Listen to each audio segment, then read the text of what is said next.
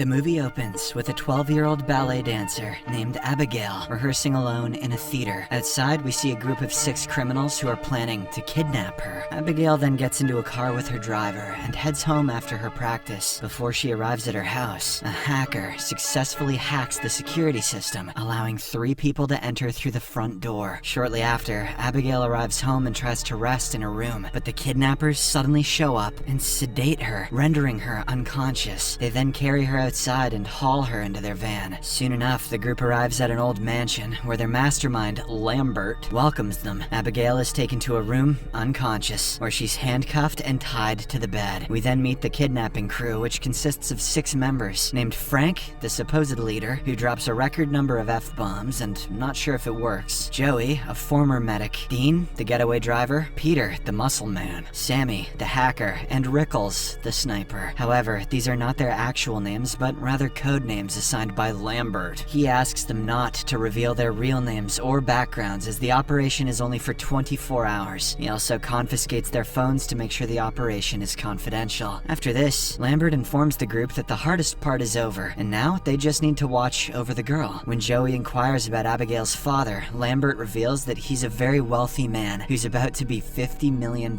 poorer. He assures them that after the ransom is paid, each member will receive $7 million and can go their separate ways. Lambert then says that he will see them after 24 hours and leaves the mansion. Later, they all start drinking, except Joey, who claims she needs to be with her son soon. Dean then begins guessing everyone's backstories, but Joey interrupts and says that he has it all wrong. The others then bet money on whether she can correctly guess their stories. Joey correctly deduces that Frank was a cop, Peter was a mob enforcer for the Quebec Mafia, and Sammy is from a wealthy family who engages in criminal activity for fun. In response, Frank also correctly points out that Joey is a former junkie. Frank himself is a former douchebag. Still a douchebag, but he used to be one too. Hearing this, Joey gets a bit nervous and goes to check on Abigail, who is awake and very distressed. She puts on a mask and carefully removes the blindfold from the girl. Abigail mentions that her hands hurt, so Joey loosens her cuffs as well. They begin talking, and Joey shares that she has a son who is the same age as her. The little girl is terrified and believes she might die, but Joey reassures her that as long as she behaves and her dad pays the ransom, she'll be safe. She even pinky promises Abigail that she won't let anyone hurt her. However, the little girl remarks that this whole operation is pointless because her dad doesn't care about her. She also apologizes to Joey for what is about to happen to her. Hearing this, Joey is spooked, and she goes downstairs to meet Frank. She informs him that the girl implied her father is violent and asks if he knows who he is. Frank claims he has no idea and heads to see Abigail himself. He was unaware that her blindfold had been removed, so he panics. He then threatens her with a gun and asks if she saw his face. Abigail replies that she hasn't, but Frank does not believe her. He presses her to reveal her father's name, and she finally says the name Christophe Lazar. Shocked, Frank goes downstairs and asserts that he's leaving. The others are confused, so he explains that the girl they just kidnapped is the daughter of Christophe Lazar, a notorious underworld criminal figure. Everyone starts panicking, and Joey suggests that they simply make an anonymous phone call and leave, but Frank is concerned because Abigail has already seen his face and can recognize him. He suggests murdering her, but Joey refuses and reminds the group of the $7 million reward. As a result, they decide to continue the operation. After some time, Dean begins exploring the house and finds himself in a dark room. On the wall, there are several vintage pictures, and one of the girls in them looks a lot like Abigail. He continues exploring and heads to the basement, where a door abruptly opens by itself. He gets scared and tries to flee, but an unseen force pulls him inside. Just then, Sammy hears his screams and rushes to investigate. She soon finds Dean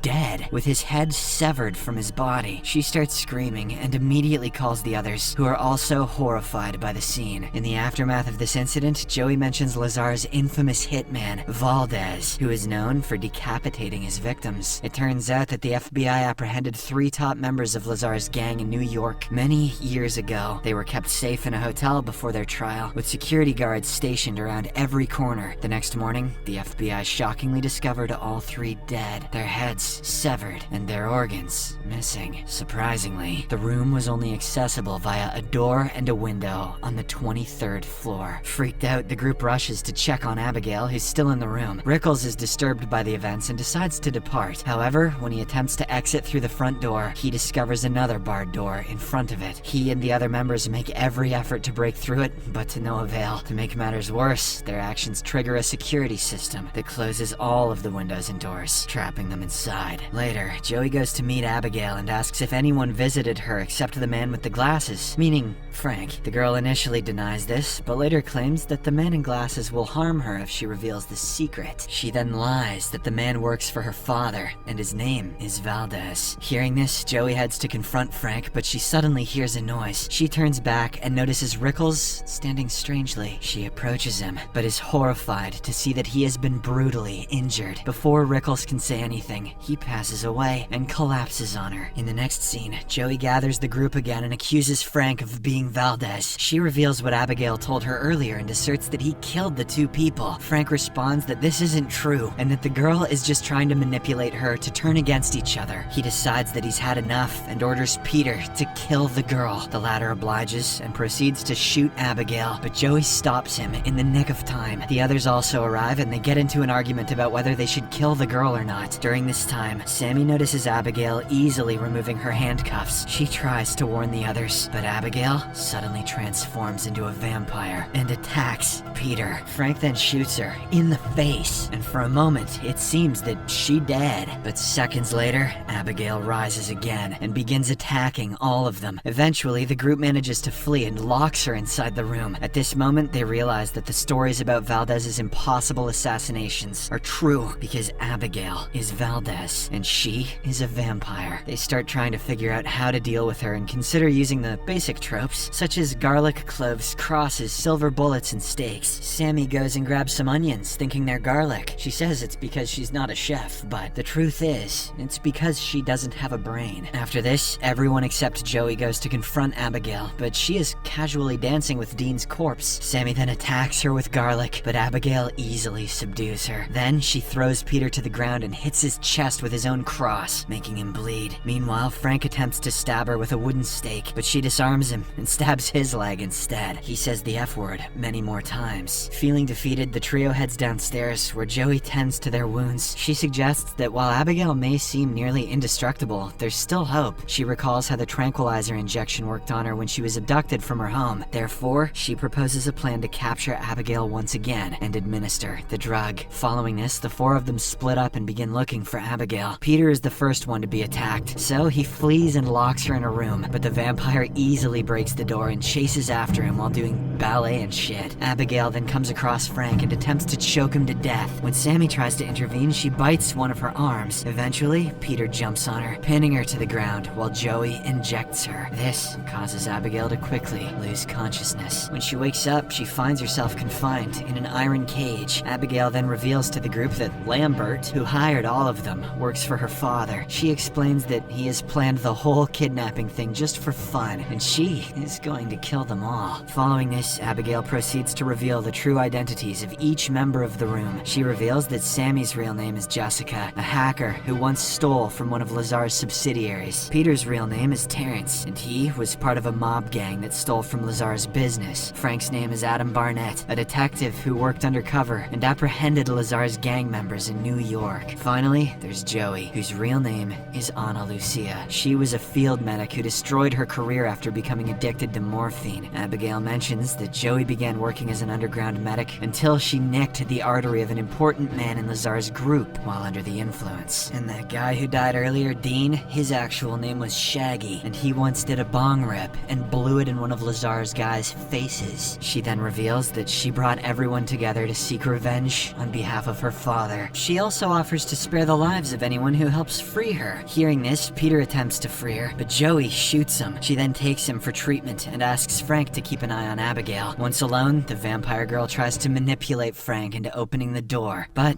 he doesn't budge. As a result, she herself breaks open the door and begins attacking him. Turns out she was just pretending to be confined so she could mess around with the group. Abigail then proceeds to kill Frank, but before she can do so, Joey arrives and breaks one of the window shields. This allows sunlight to enter the room, and Abigail's hand is badly burnt by it. Taking advantage of this opportunity, Frank and Joey run down to the library with the others. They notice that the sunlight is coming from a specific window and realize that they're safe there until dawn. Afterward, Sammy suggests that there must be a power source inside the house. If they can get a hold of that, she can easily destroy it, which will result in the shields being removed. Frank then says, "So what, are you gonna unplug the fucking house?" Which is a great line. The group likes her idea, and they split up into pairs to search for the power source. Moments later, Abigail plays music again and takes control of Sammy, who was bitten earlier. Sammy instantly transforms into a vampire and attacks Peter. After killing him brutally, she begins ballet dancing under Abigail's control. She is very good at doing vampire ballet. Shortly after, Joey and Frank arrive at the scene and notice that Sammy is behaving strangely. She tells them that Peter is dead and begins laughing strangely.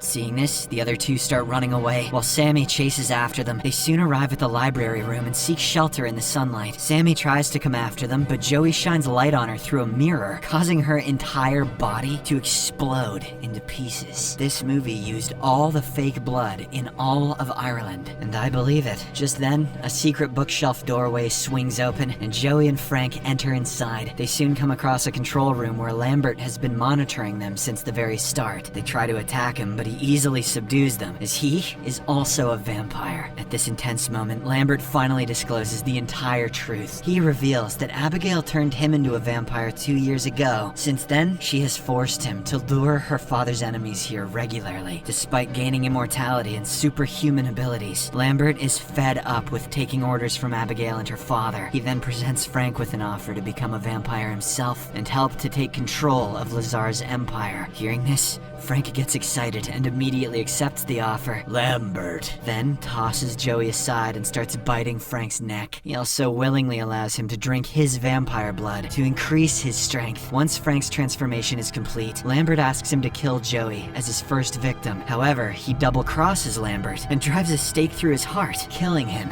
instantly. More blood, more F-bombs, and Dan Stevens cuts the coolest vampire pose I've seen in a long time. After this, Frank shifts his attention to Joey and tries to kill her, but Abigail arrives at the same time and engages him in a fight. With his newfound strength, Frank easily overpowers her and drinks her blood. This makes her very weak, and she collapses to the ground. Meanwhile, Joey rushes to the control panel and deactivates the security measures. She tries to escape the mansion, but finds the exit blocked, leaving her frustrated. Shortly after, Frank corners her and begins tossing her around like a sack of potatoes. He wants to turn her into a vampire that he can control. At one point, Abigail approaches Joey and claims that she is too weak to defeat him alone. Since he is becoming increasingly destructive, the girls decide to team up and put an end to Frank by fighting together. But even with their combined efforts, they cannot manage to hurt him. He instead grabs Joey and ends up biting her. Frank now thinks that Joey will do whatever he orders her to do, so he hands her a stake and commands her to kill Abigail. Joey pretends to move towards the little girl, but she soon turns around and attacks him instead. Abigail also joins her, and after an intense fight, they manage to subdue him. They then thrust a stake into Frank's heart until his entire body explodes. More blood, no more F-bombs. In the aftermath, Abigail thanks Joey and informs her that she's now freed from the vampire's curse since Frank is dead. This relieves Joey, and she prepares to leave, but just then, she is confronted by Abigail's father, Christophe Lazar. He tries to kill her for kidnapping his daughter, but Abigail stops him. She explains that Joey saved her life today and pleads with him not to harm her. Hearing this, Lazar feels grateful and decides to let her leave. The movie then concludes as we see Joey escaping the mansion, drenched in blood.